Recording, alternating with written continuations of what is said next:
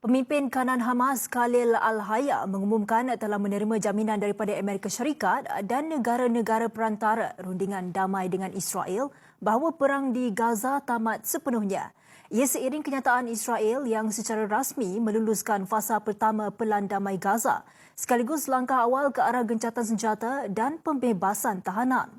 Khalil Al-Hayya berkata jaminan itu merangkumi gencatan senjata kekal, pengunduran tentera Israel, kemasukan bantuan kemanusiaan serta pembukaan semula lintasan Rafah.